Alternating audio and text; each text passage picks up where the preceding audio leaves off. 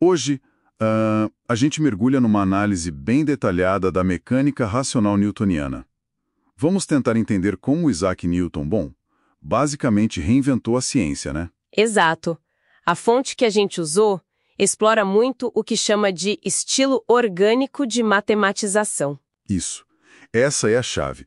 Como ele conseguiu unir matemática e natureza de um jeito, sei lá, inédito, fazendo a gente pensar a física de forma essencialmente matemática. Pois é. E a ideia central, assim, que a análise traz, é que Newton colocou a trajetória no centro de tudo. A trajetória, o movimento em si, né? Descrito matematicamente. Isso passou a ser tipo a chave para entender as causas por trás do movimento. Isso mesmo. Pega o exemplo da força. Antes, a pergunta era muito o que é a força?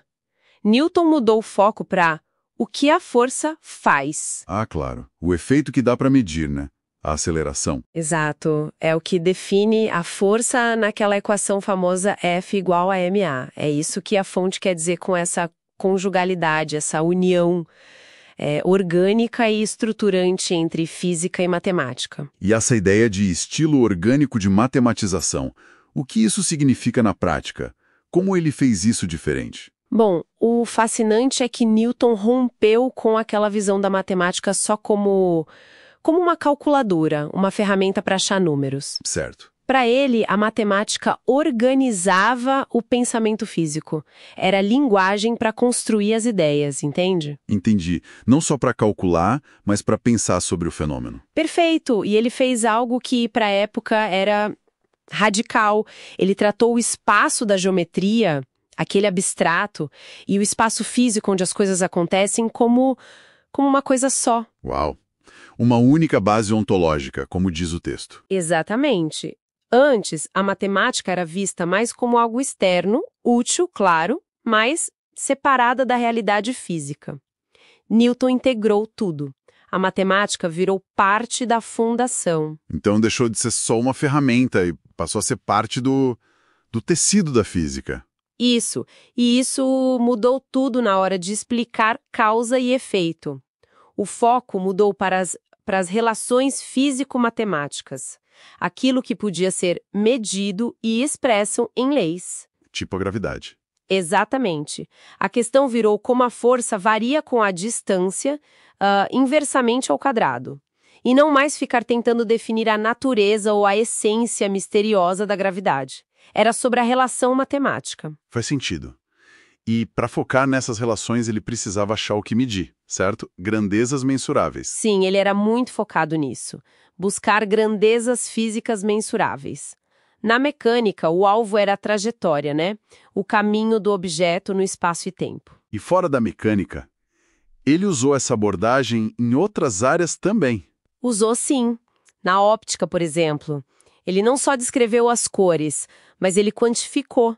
Ele mediu o tal grau de refringibilidade. Refringibilidade. Basicamente, o quanto cada cor desviava ao passar pelo prisma, isso? Exato. Ele achou uma forma de medir a cor, de transformar qualidade em quantidade. Que demais. E essa necessidade de quantificar variações, tipo a velocidade mudando a cada instante, isso levou a alguma coisa maior. Com certeza. Levou direto, assim, para a criação do que hoje a gente chama de cálculo. Que, aliás, ele chamava de teoria das fluxões. Fluxões, interessante. No começo era bem ligado a problemas de movimento, de geometria, sabe?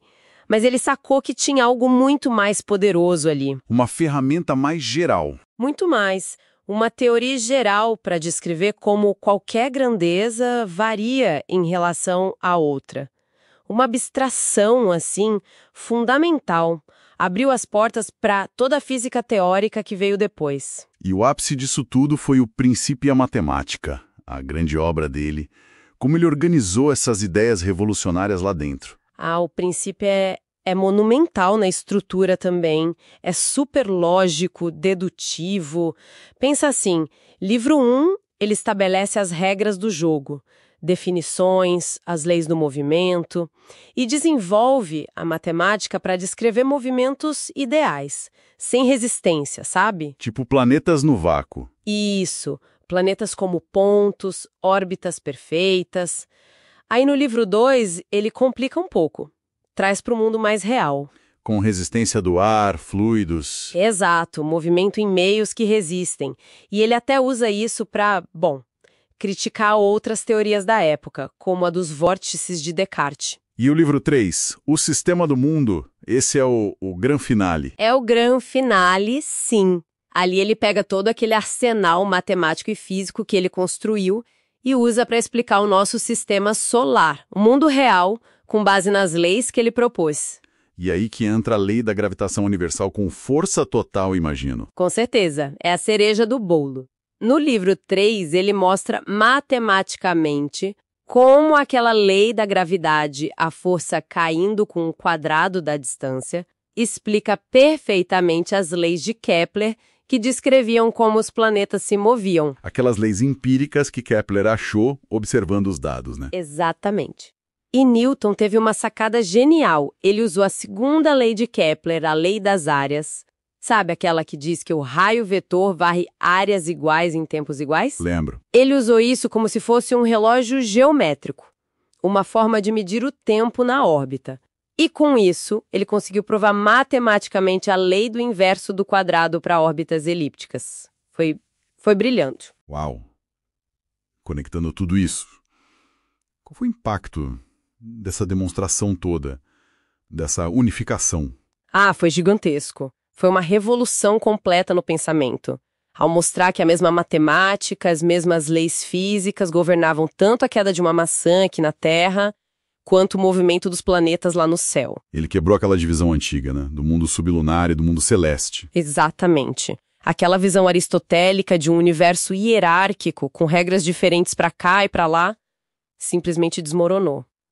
O que surgiu foi a ideia de um universo homogêneo, um cosmo unificado. E regido por leis universais, que a gente pode descobrir com a matemática. Isso. Leis universais e acessíveis pela razão e pela matemática.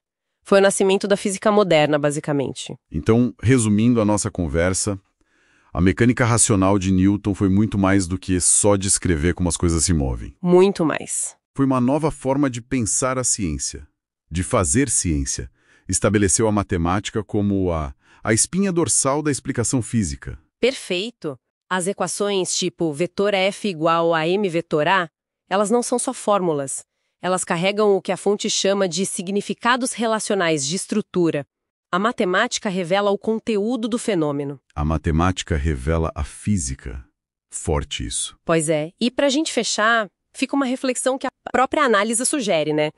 Se a matemática estrutura tão profundamente nosso jeito de entender a física, como Newton demonstrou de forma tão poderosa, até que ponto essa estrutura que a gente usa não acaba definindo ou talvez até limitando o que a gente consegue descobrir sobre o universo? Boa pergunta. O que acontece quando a natureza mostra fenômenos, sei lá, como na física quântica ou nos buracos negros, que parecem desafiar essa moldura físico-matemática clássica que Newton ajudou a construir? Fica aí a questão para a gente pensar.